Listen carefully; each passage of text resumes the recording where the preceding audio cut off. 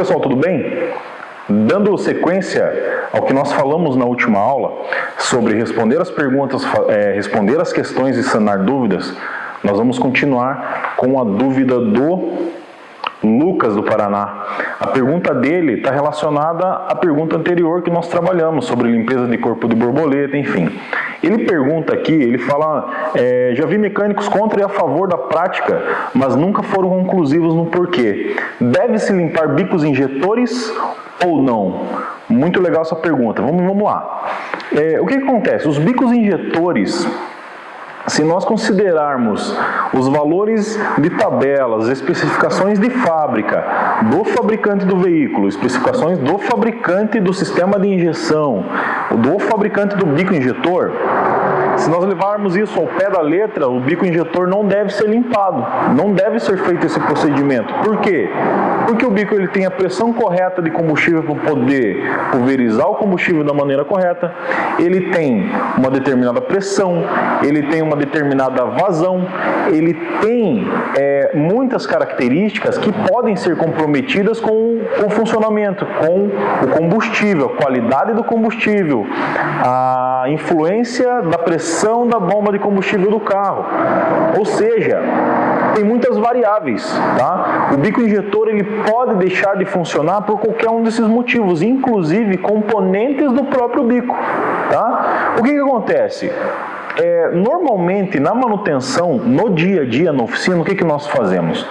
Nós colocamos os bicos em máquinas para teste, nós conseguimos medir pressão de bomba, nós conseguimos medir pressão de atuação do bico injetor e nós conseguimos medir também a vazão do bico, quantidade de combustível que passa por ele.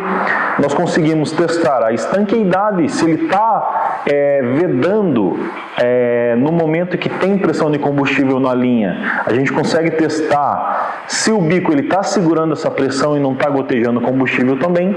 Então são testes que dão condição de você fazer uma manutenção nos bicos injetores, até porque os próprios fabricantes vendem reparos para revisar os bicos injetores. O que são esses reparos? São os anéis O-ring para vedar o combustível na flauta e vedar a entrada de ar na admissão.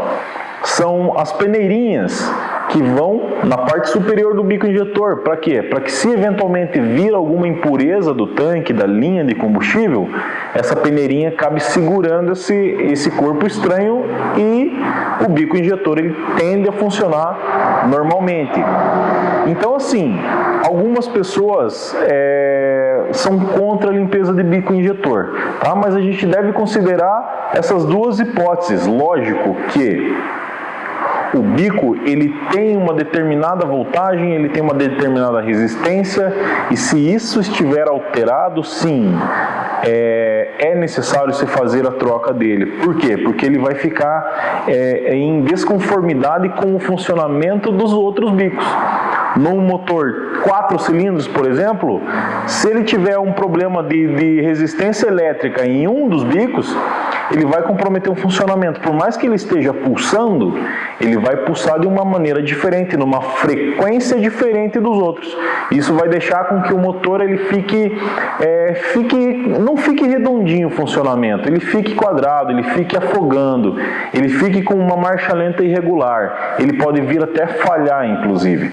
Tá? Então, quando ele fala que os mecânicos não são conclusivos, não é essa a questão. É uma questão de ponto de vista e opinião. Se o defeito do bico for causado por corpo estranho, e se existe equipamento fabricado pelo fabricante do bico, se existem os reparos fabricados e fornecidos pelos fabricantes dos bicos injetores, então alguns bicos injetores, sim, eles podem ser feitos manutenção, eles dão condições de você fazer a manutenção, de você fazer a limpeza, porém, essa manutenção deve ser feita da maneira correta, utilizando o equipamento correto e o produto correto também. A limpeza de bico injetor não é simplesmente tirar, limpar por fora, colocar no ultrassom 10 minutos ali e colocar no lugar.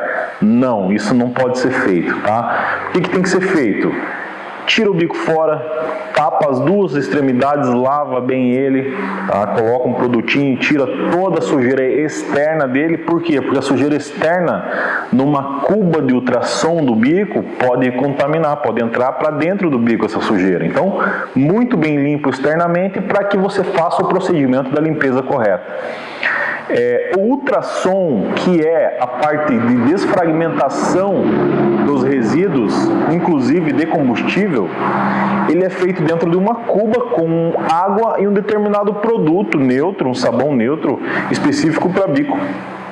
O ultrassom é uma vibração nesse conjunto que vai fazer soltar essas partículas, vai soltar esse corpo estranho e vai passar pela parte interna do bico injetor. Ele tem um elemento do bico injetor que é onde para esse corpo estranho. Tá? As máquinas de limpeza de bico injetor, elas têm essa capacidade de tirar isso, tá? É como eu falei, tem que ser feito da maneira correta. Tira a peneirinha do bico, coloca no ultrassom, tá? Faz o procedimento com ar comprimido, dependendo do bico é possível fazer isso também. Um detalhe muito importante, vou dar um exemplo aqui nos motores Honda Civic, Fit, City. A qualidade do combustível, depois de alguns anos, ele vai fazer com que a própria peneirinha do bico solte fibras e pare no elemento de pulso do bico. Então isso daí vai gerar um problema. O bico ele não vai pulverizar o combustível, ele vai gotejar.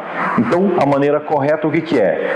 Fazer o procedimento da limpeza e fazer o teste, tá? Coloca na máquina de teste para você testar pressão, testar vazão, testar estanqueidade e de que maneira que ele está pulverizando o combustível. Dessa forma você vai ter um serviço de qualidade e você vai saber de que maneira que o bico está funcionando.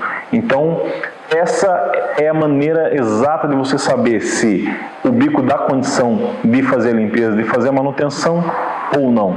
Se for um problema elétrico, ele vai influenciar no funcionamento. Aí sim, eu aconselho fazer a troca. Tá? Alguns fabricantes recomendam a troca, porém a gente tem essa possibilidade de fazer a limpeza e fazer uma manutenção e deixar o funcionamento dele perfeito. Tá bom? Então é isso, mais uma dúvida de muitos alunos, tá? Que a gente conseguiu falar nessa aula. Nós vamos encerrar essa aula dessa maneira. Muito obrigado pela tua presença, pelo teu tempo. Nós pedimos que você acompanhe, tá? Assista às aulas. Se tiver dúvida, volta quantas aulas for necessário, faça anotações, manda suas dúvidas para nós, tá bom? Pode acompanhar lá na grade do curso, vamos respeitar a grade do curso para que a gente possa desenvolver as outras aulas. Estamos desenvolvendo as aulas. Então, as datas estarão disponíveis na página também. Mais uma vez eu te agradeço e vamos trabalhar. Muito obrigado e até a próxima videoaula.